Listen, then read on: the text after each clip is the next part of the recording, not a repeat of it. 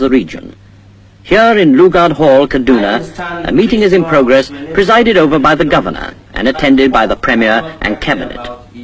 Why is this legislation necessary when we already have two similar legislation, one of which was enacted this year? Perhaps you care to explain that point, Premier? Yes, sir. The Northern Regional Government does not raise loan directly other than from the Northern Regional Marketing Board.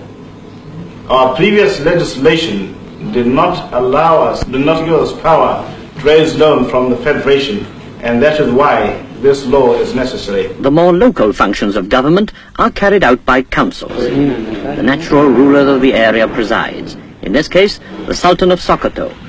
Again, the proceedings are in Hausa. As in Britain, the system is one of decentralization, with the various levels corresponding to the county, borough, town and parish councils, each with its own responsibility for various aspects of the administration.